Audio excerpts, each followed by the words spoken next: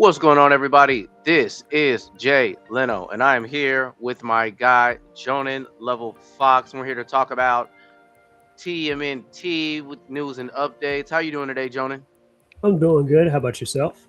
I'm doing all right, man. It's been a while since we did one of these, and I was holding off for my guy Torvik. We'll probably try and get him in for the next time, but it's I don't know. I can't go that long, man, without having one of these discussions, man. You gotta keep the content going. Oh yeah, definitely.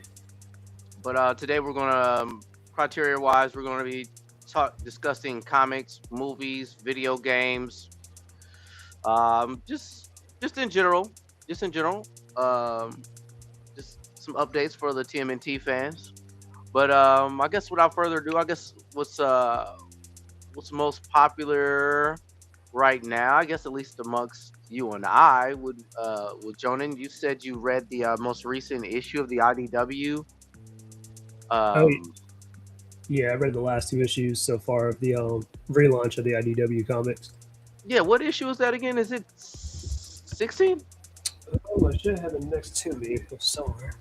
Yeah, I think it's issue 14 and 15. Okay. Now, before we start, are most recent issues? This is when they had changed writers. I believe they. I don't think Jason Aaron still involved with these two issues? No, I don't think so. Yeah. It's not by Jason Aaron. Um, yeah, they changed out the writers after issue 13 is written by somebody else. Okay. Okay. So about issue 13. So we got brand new writers in. All right. Well, without further ado, I'm gonna lay out the carpet for you, buddy. Kind of fill us in and what happened in issue 15, 14, 15. All right, I'll probably give a quick little recap. So, issue 13, I didn't read issue 13, so I'm going to just be upfront about that. But I kind of did skim through it. It looked pretty interesting, so I might pick that up back later. I did read issue 14 and 15, however. So, pretty much the synopsis here is so basically the Turtles are dealing with a new villain or a new character that's out going around being a vigilante and stuff, kind of attacking some of their enemies and stuff like that, like trying to kill them and stuff like that. And the Hmm. Turtles being honorable and everything and trying to do the right thing is trying to like protect some of their enemies. So people like Karai, Baxter Stockman currently, he's hospitalized from the attack.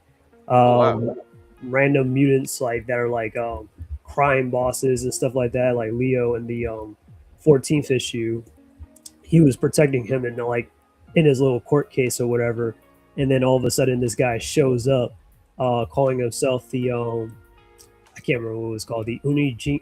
Well, yeah, he shows up and Leo tries to stop him, but he kills the guy and stuff. Leo Like killed somebody? no, the guy Leo, he fails to save the guy that the villain that he's supposed to be protecting and stuff. Oh, okay, okay, okay. So yeah, so they're like, man, it's crazy.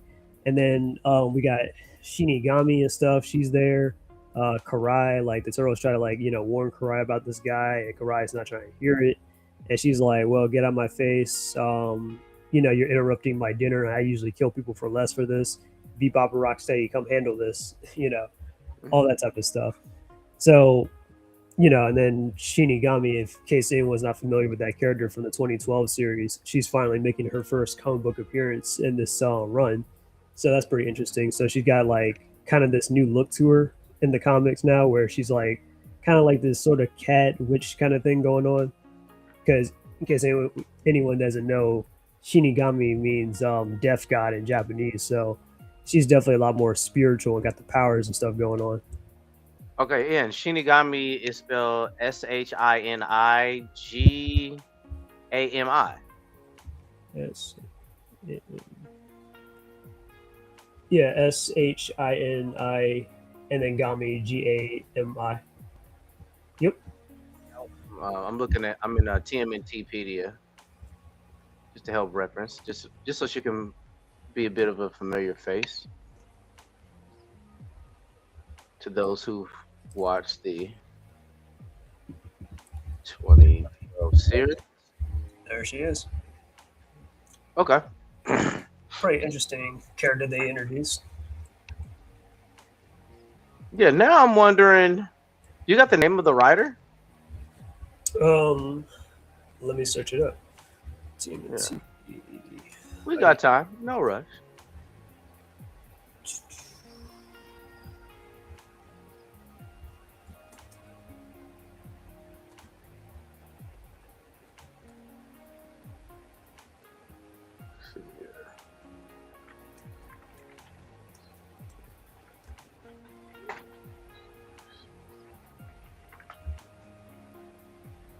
It is by Jean Luen Yang.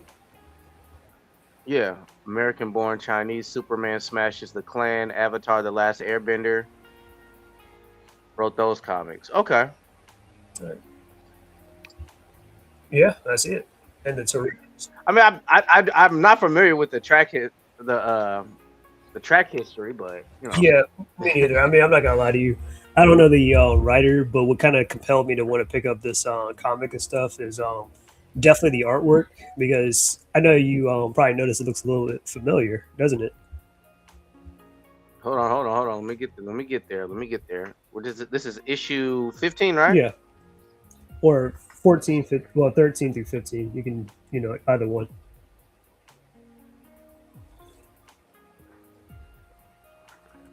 So hold on. So which cover are you talking about of which issue? Either one. It's let's see. I guess it's cover A. Try that one out. What I'm saying is this issue. Are we talking about issue? What issue are we Oh, talking he's done about? all three issues so far. Like the Okay. interior.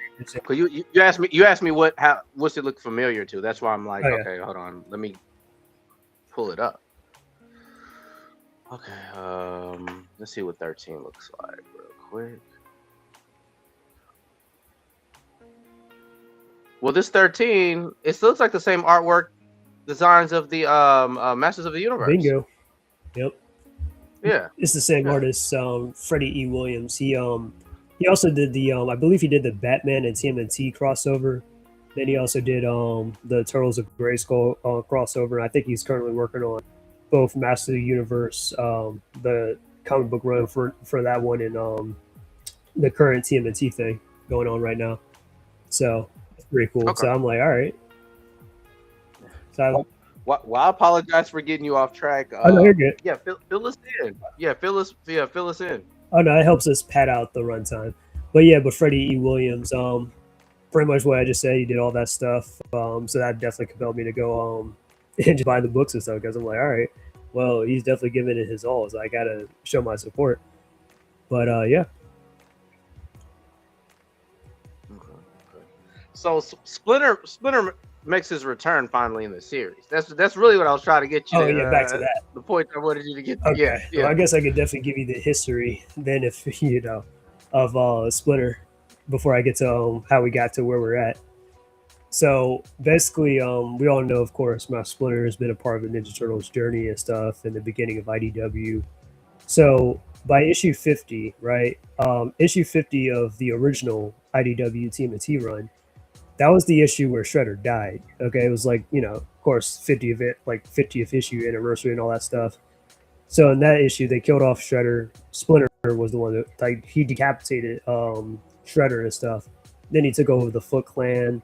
Uh, Leonardo, Raphael, and Donatello kind of joined up with Splinter because that's their dad and everything, their sensei. Michelangelo was like, "Nah, I'm not a part of this."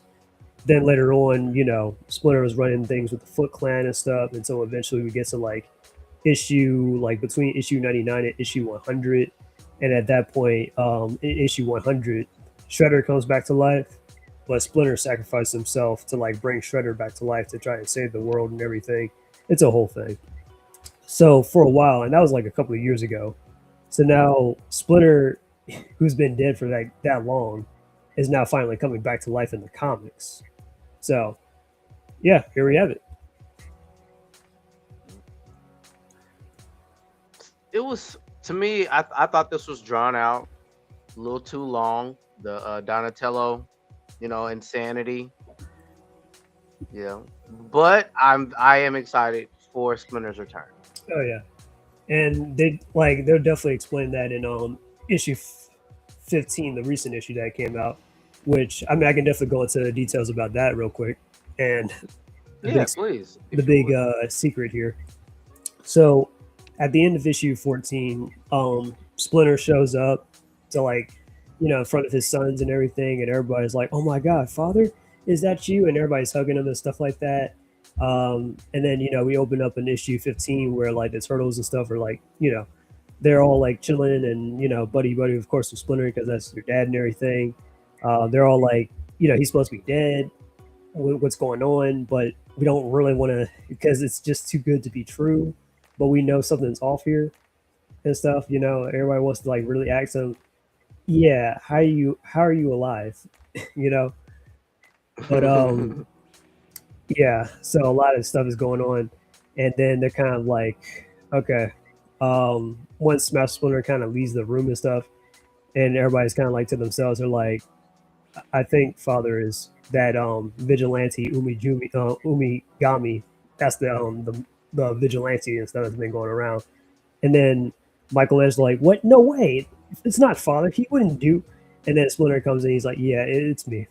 I'm the I'm the masked guy that's been going around killing people and stuff like that, which kind of makes sense Wow.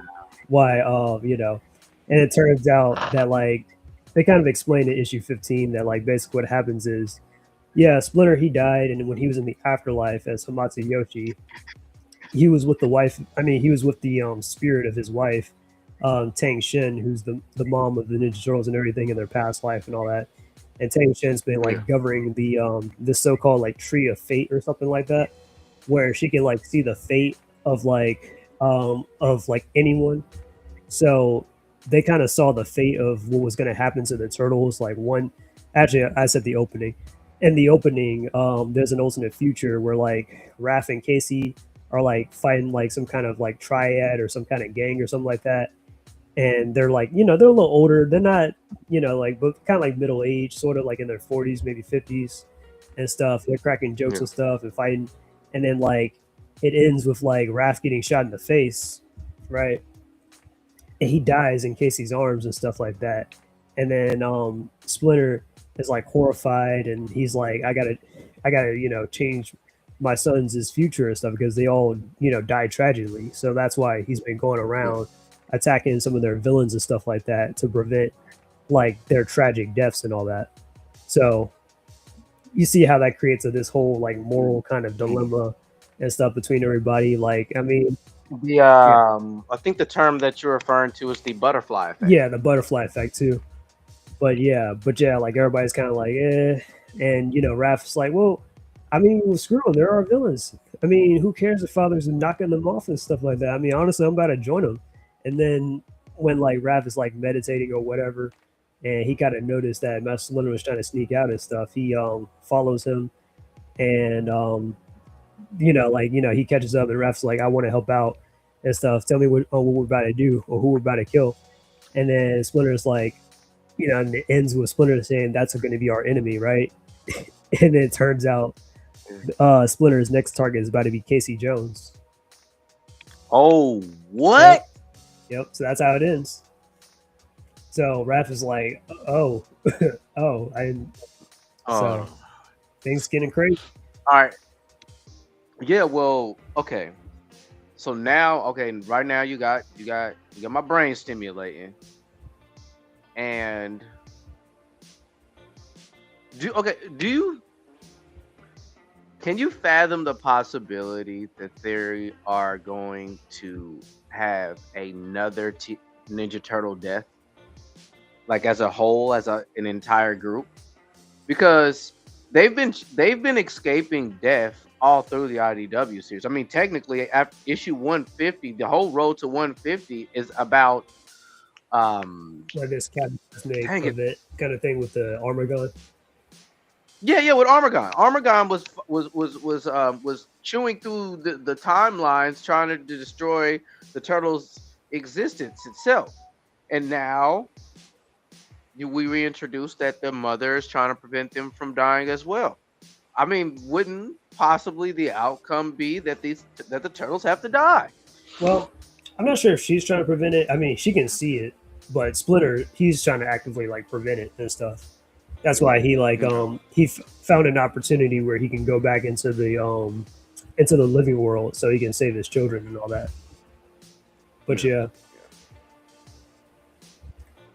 Yeah. That's I don't mind that. I've read a couple of issues of the Casey Jones series, and I'm wondering if these are going to run congruent with each other with the series. It would just make sense. I'm assuming, right? yeah, or it might take place a little bit before it. Because I mean, I'm not even sure myself of like the assortment of like a lot of these storylines and what time and place are they taking place in between. You know? Yeah, I've been collecting the Casey Jones. I just haven't picked it up. So now I'm trying to see what events possibly or could occur to make Casey Jones an enemy or a apparent threat to their existence. Yeah. Okay. So yeah, So okay, a question I have for you is how much of a fan of Jason Aaron were you, and do you like the new direction of these writers with these? Would we say 3 issues with the new writers yeah. currently? Jason Aaron. I mean, it wasn't bad. Like it was definitely a step up compared to like the downfall of the original run. So it's a little bit Mm, somewhat of a step in the right direction. I'm kind of like I was like, well, it's a little bit slow paced, a little bit, but at least something's going on where it's like, oh, action, oh, some drama and stuff like that, like actual good drama. And it was like, yeah, okay, whatever. Maybe Jason Aaron could have probably had another chance to where he could have wrote another interesting storyline, I guess. Where this one, like the previous one, was like I say, it's slow pace, but at the same time, it felt a little bit rushed too when you think about it. But this current run, like, but the current like writers and stuff on this one, I'm like, okay, this is starting to get a little bit more better. So I'm definitely enjoying it. yeah, it's I had I don't know I had mixed feelings of Jason Aaron's run. Um, I wasn't crazy about the artwork. Like I didn't love it. I didn't necessarily hate it. The again Donnie's lack thereof, lethargic, him being so lethargic at the beginning stages of this issue, and with the turtles going to court, and Donatello's, I thought that was a miss. I I I felt as though that Jason Aaron was attempting to create a innovative motivational moment when Donnie was in court and had faith in the turtles, and I think that failed. And I thought that he lacked a bit of the expectations of action that we wanted from the turtles. Yeah, like it wasn't constant like that every issue, but like at least the first couple of issues, like I see where you're coming from though, because the first couple of like the first 2 issues, like with Raphael and I think Michelangelo was like second up. Those issues Hmm. were drawn really great, had some like really solid Yeah, action and stuff. Leo and Donnie, as far as the artwork goes, and especially for Donnie, I think the artwork kind of like deteriorated and stuff or whatever, or it was kind of like a little bit plain or average looking throughout the rest of Jason Aaron's run. Um, and then there was some stuff where they were being hunted or whatever, and they had some cool moments and stuff like that where it was like they're like fighting in like some kind of beat 'em up. Like that's how it looked to me. Like they were like some splash pages of them like in a beat 'em up type of game or something like that where they're just fighting multiple people and stuff or doing multiple things or they just got off the train or in a building and stuff like that or whatever. So some of the action scenes were pretty nice, but later on it just got a little bit just like I don't know what you're doing, and especially the stuff with Karai too. Like, I don't know, like because they were trying to allude that Karai's doing something mystical or whatever. it was a bit dragged. And I will admit, I believe I said this before, but I'm going to say this again. I think that what people, I still think Tom Waltz. I still think the original IDW has better writing than this so far. But I'm still locked in because I'm a TMNT fan.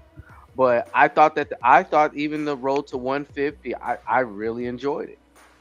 Now I wasn't the biggest fan of Jenica because of my guy Raph. We've spoke on this before, but I'm gonna be honest. I don't know if it's worth getting rid of Sophie Campbell. Maybe she was disliked that much that it was worth getting rid of her name. I don't know. Well, my take on Sophie Campbell is because I mean, I didn't always hate Sophie Campbell per se. Mhm. Like, honestly, I used to think Sophie Campbell was probably the best TMNT artist in my opinion, Mhm. way Mhm. back. But like, I don't know, her artwork got a little bit stale for me and stuff like that, and a little bit lazy-ish or whatever. And then when she actually got made into like the writer of like TMNT, like Yeah. after like issue like 100, and it became more of like a slice of life kind of thing and all that, I was like, is this even Ninja Turtles anymore? You know, like that's just how Mhm. it felt. And it's like she was wanting to do her own thing or whatever, and I'm just like, yeah, that's kind of where it like kind of killed whatever goodwill that she had did in the past and stuff. Because she's definitely written and drawn a lot of good stories in the past, but now it's kind of like, oh, that's undermined in favor of a lot of the stuff she did later. But that's how I personally feel. Okay, I got you. Yes. Now, I guess with Sophie or might have been Tom. The IDW series, especially with the Road to 150, those issues, the additional characters outside of the Teenage Mutant Ninja Turtles, to me, I felt as though that was the moment that all these side quests and side missions outside of the Turtles, it all these characters started to have more of a purpose in an important storyline. Because I mean, for a while, it just kind of felt like filler, Yeah, it and has felt and like that in some parts. yeah, and it all reeled in, and I mean, yeah, and it just, I mean, it ended perfectly. And I mean, starting this up, the focus is back with Jason Aaron. The focus is back on the turtles, and I don't know. It's only been a couple issues with these post writers after Jason Aaron, but I'm also have mixed feelings. Like, did we cut Jason Aaron off from getting to to his point? Or is this the reputation that Jason Aaron normally has in comics? And that's kind of what I wanted to ask your opinion on. I wouldn't say I'm familiar with Jason Aaron's other work. I mean, I know he's done some stuff for like, um, I don't know about DC, but definitely Marvel. The one thing I know that really stands out that he did was he worked on Thor, specifically Jane Foster Thor, which a lot of people weren't really huge fans of. They're like, it was okay at first, but then it kind of got dropped off a cliff and stuff. The more they kept pushing her and stuff like that, and but yeah, I think Jason Aaron might have done Avengers too in the past, but I could be mistaken. Okay. Okay. But yeah, All right. Well, I mean, that's I think we're gonna move on from the IDW that IDW series. I think let's move on to the Battle of the Nexus, bro. okay. So this is I guess for people that may not be aware of the Battle of the Nexus, this is almost a reoccurring event with, would you say, almost every iteration of the TMNT comics from Mirage up, or Archie? I Was it wouldn't say Archie Mirage or? I wouldn't say every iteration, but yeah, Mirage. It is kind of the first that started it. I think it was Volume 4 of Mirage where this concept was introduced. Because back in like Volume 4 of Mirage Comics, which was done by Peter Larrett and stuff, basically there was like this. Basically, the Battle Nexus in general was like a tournament inside the Ninja Turtles' world where like the multi like warriors throughout like the multiverse and stuff all come together to like compete in this competition to determine who's the best fighter in the multiverse, pretty much. So in Volume 4, after like Master Splinter had allegedly died and stuff like that, it turns out that he sort of died or it was like a clone or something like that. But at the moment where he was supposed to die, he ended up becoming like the Damio of the Battle Nexus and stuff, where he was kind of like hosting it and stuff like that, or he was like in charge. And Leonardo, he entered the Battle Nexus and stuff, and it kind of ended on a cliffhanger because Volume 4 was never finished, so we never got like that conclusion to that. And then, of course, we all know the cartoon and stuff, the 2003 series, where they brought up the Battle Nexus and stuff, and they introduced like Usagi Yojimbo, another new villain named Mm, Draco. Mass Splitter was the winner, and it was a huge moment for Michelangelo because he was the winner of the Battle Nexus and yeah, all that. But yeah, yeah, so yeah. These, here we are today with this version of the Battle Nexus.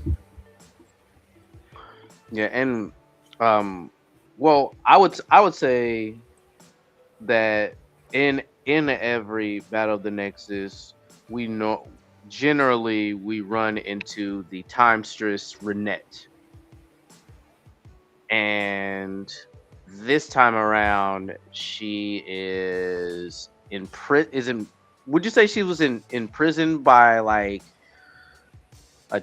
Did they say how she was imprisoned? We know who did it. Oh no, she's captured, but it's by Captured. one of her one of her own personal villains, Savante Romero, because Renette, Renette's been around since, of course, the Mirage comics, and Savante, like whenever like Renette's in a story, sometimes not all the time, but usually whenever she's like around and stuff like that, Savante is always like an antagonist for Renette and stuff. So because he used to be a former time sorcerer himself, just like Renette, for like Lord Simultaneous and all that, but Savante betrayed Simultaneous, and then he got turned into this demon-looking thing and got thrown back in time. So he's always been out to like steal the time sector and stuff like that. But it seems like he's having his way with the Battle Nexus tournament this time, and also he captured Burnett, and he's got the Turtles as like a captive audience too to like compete in the games and stuff. Kind of similar to like that Mirage comic with the Triceratons and stuff and the little gladiator match. Yeah. Yeah, just like that. Yeah. Yep. Yeah. Exactly. Exactly. Exactly. But yeah, well, but for the most part, with the Battle of Nexus, it's almost like the Thor Ragnarok movie. It's a coliseum, and normally you face off against the turtles or the heroes. Normally face off against an enemy, a familiar enemy, or at times an ally. But it's looking like this time around, it's almost like a doppelganger Oh yeah, pairing. yeah. That's kind of new actually. They're actually bringing in like, well, like I said, they it's a multiverse tournament, but yeah, this is kind of new that they're actually like bringing in some of the like characters from like other versions of the Ninja Turtle series and stuff. So that's actually what we were looking for with the Saturday morning cartoon with that cover from like a year or two Mm, ago when they were like, oh, yeah, yeah, you know, yeah.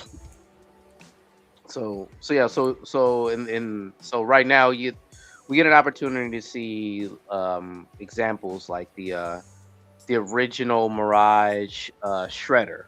They got the Mirage universe is introduced. So basically like you get the fan out over nostalgia, and this is almost like complete Ninja Turtle lore right now with this series of Battle of Nexus. oh yeah, yeah. So it's definitely fun seeing some of these old faces or these well, yeah, some of these old faces and stuff return. Like sometimes these Mirage characters be just showing up sporadically. Sometimes like if you remember that Batman and TMNT crossover, that third one, Mirage Raph showed up and fought Batman and stuff like that. And now here we have Mirage Shredder showing up in the Battle Nexus tournament and stuff. So it's like, wow, are you guys displaced from time or something like that? Like, what's going on here? Yeah, yeah, early. I mean, early. I really thought that would probably show up much later, but um, I'm trying to see here. So who the yeah was the first battle was Shredder. I believe the second was the second Raph Let me think. and Alapex. First one was Shredder versus Leonardo. Second, Yes. yeah, I think it might have been Raph and Alopex. And the third, I think that might be the recent one. That's the one with Donatello versus Metalhead. Metalhead. Yep. Yes. And then coming up next is Mikey versus Slash. But let's go back to what you were about to say with issue 2 of the Battle Nexus, though. Oh yeah. Oh yeah. With Raph and Alapex. Yeah. So I'm trying right now. I'm thinking on top of the head. I did. Apologies for drawing a blank, but All I right. mean you're a good reference, Jonan. Was it issue 2 when they revealed that the guy who's hosting the Battle of the Nexus, he's when the outcome does not go in his favor, he banishes the winner and the loser to this realm that he was formerly imprisoned in. Um, I, bel- If I I'm think so. I don't. I haven't really read too well. Yeah, I did read it though. I read it online. Yeah, because Raph and Alopex ended up in a tie, and they weren't gonna like fight each other to the death like Savante wanted them to. So, yeah, he yeah, banished them or whatever and stuff like that. yeah, and so in this outer realm, we get this we actually that's we get an opportunity to see more multiversal characters. So beyond this battle Oh yeah, that's right. of the Nexus, there's this plot developing of these imprisoned people in this how would you describe this world? Or I'm trying to remember the name of it, but this alternate realm is hosting. We're basically going to see like a multiversal turtles allying.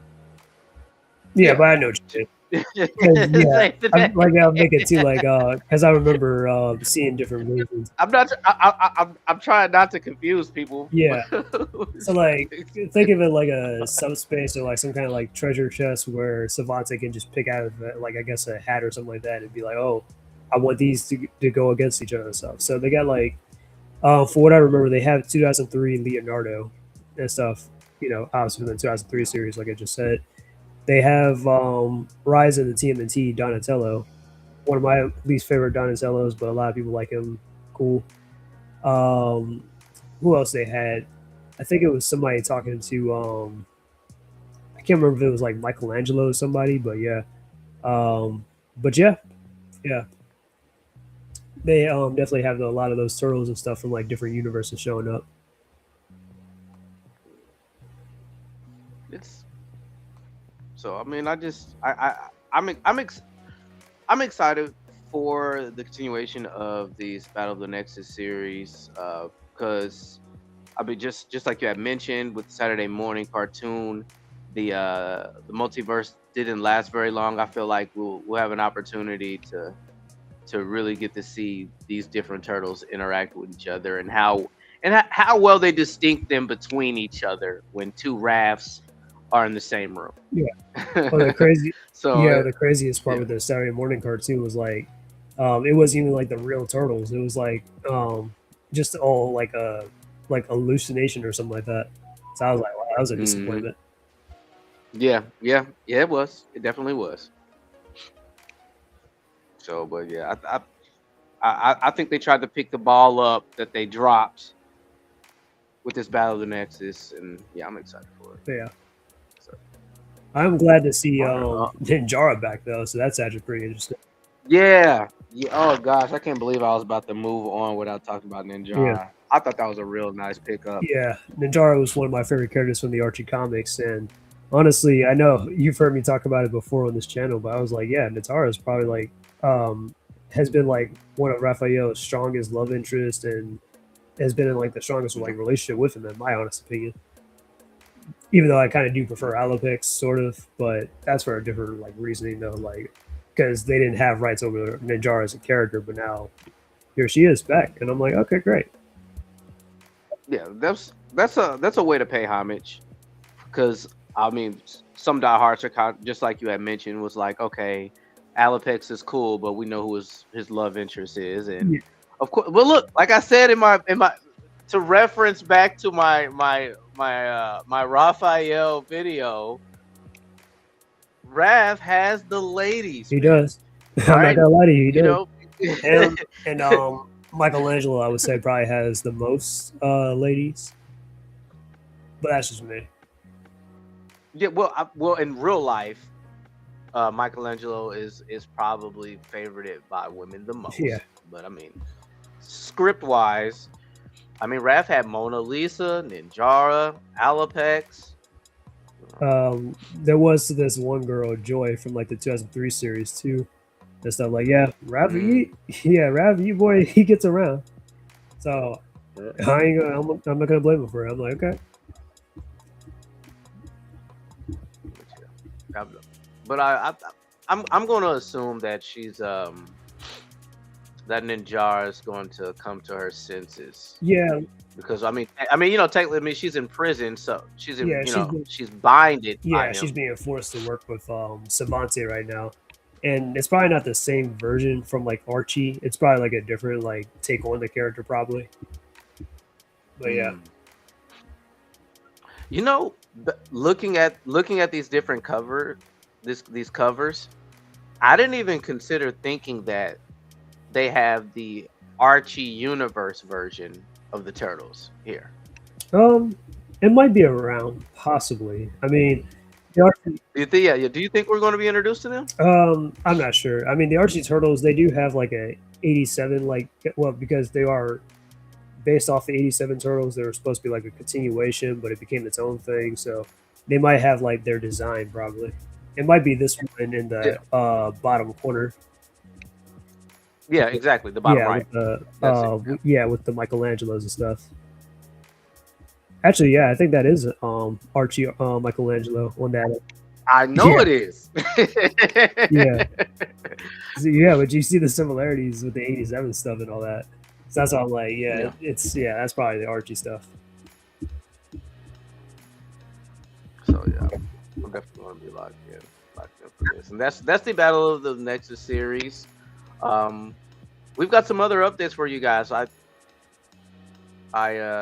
Well, I will say some honorable mentions that I'm yet to read, but just for those who may not be aware, the Godzilla series is currently running right now, which I don't know. How do you feel about the Godzilla? Um, I wouldn't be against it, honestly. I mean, I know a lot of people probably find the concept of turtles versus Godzilla that sounds like a stupid idea. I mean, I'm all for it, but when I like picked it up and I like just skimmed through it at the comic book shop, I'm like, it just seems like a lot of expedition and not a lot like or a lot of fluff, but not enough like. Because I want to see like, I mean, even though I know it sounds a little bit like far fetched, but I'm like, I mean, I want to see like the turtles doing something against like a kaiju villain from like Godzilla or something like that. Like what if they got like I don't know, some kind of amp, some kind of spiritual powers, or like some kind of like crazy armor to like help fight one of the monsters or something like that. But yeah, but it just seems like just like with the Naruto crossover, it's like oh the turtles are within the Godzilla universe, so their lore and stuff is centered around Godzilla.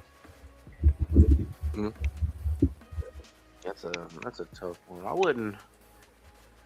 Since they've done so many crossovers, let's see the Turtles kind of crossover with some Image comics. I wouldn't mind that. Yeah, for a second I was just thinking about Spawn.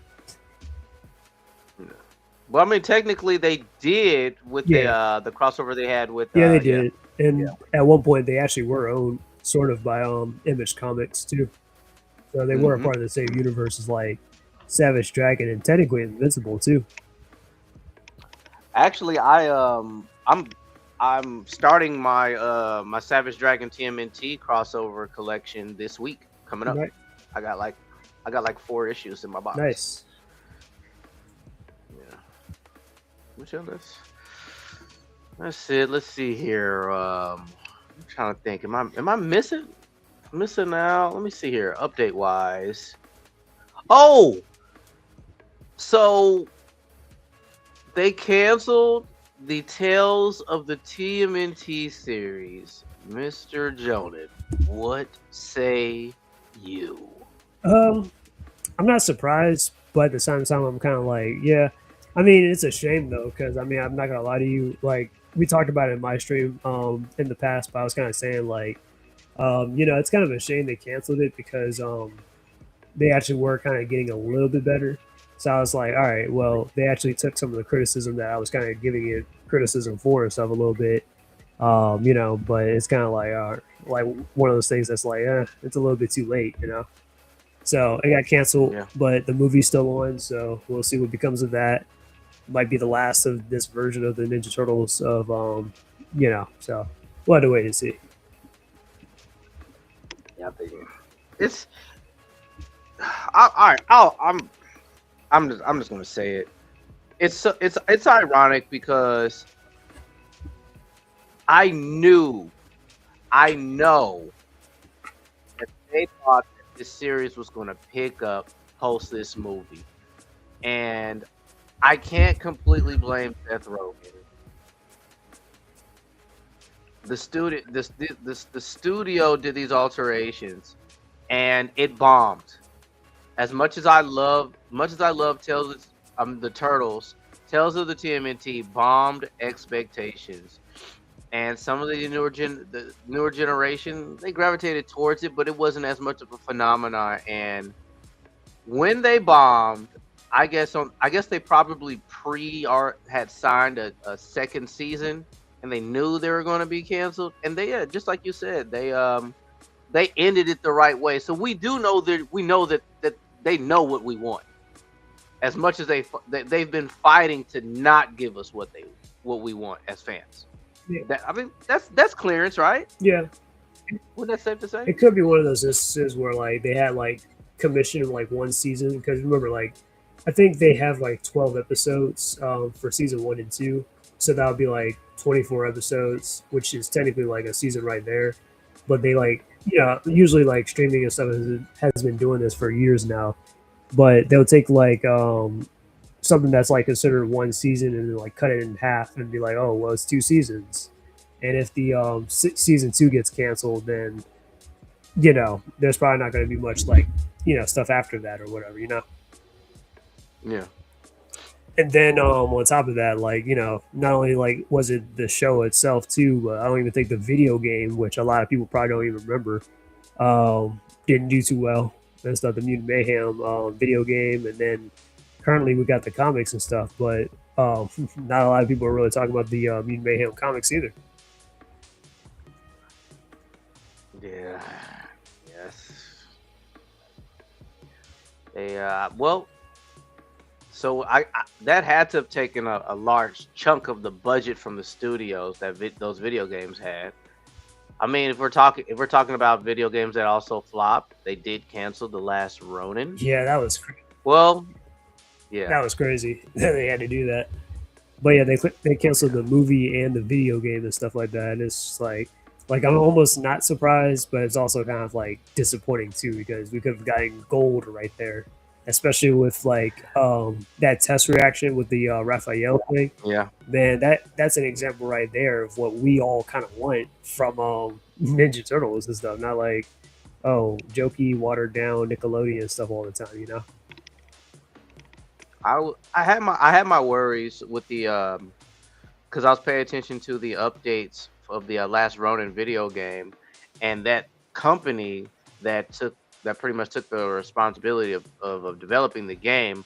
When I saw that they had made budget cuts and layoffs as a whole as a company, I was like, okay, so where does that leave the Last Ronin? Does that mean that would the Last Ronin be a priority for the remaining employees and developers of the game? And what it looks like to me is that just extended more time from the game being to be released, and they just shelved it along with the movie, man. Yeah. So and so now we're looking at currently the they're developing another supposed live action version of TMNT. While Jonan, I believe you confirmed this to me that they're still doing the Mutant Mayhem 2 sequel. Yeah, I believe they're still doing that. Like that's still on, but it's just like the show itself just got canceled. So we probably won't be seeing much of that for now for a while at least. Hmm. Do you think it'll go to theater still, or do you think it'll Oh yeah, I'm pretty sure it's still going to theaters, just like the okay. last movie.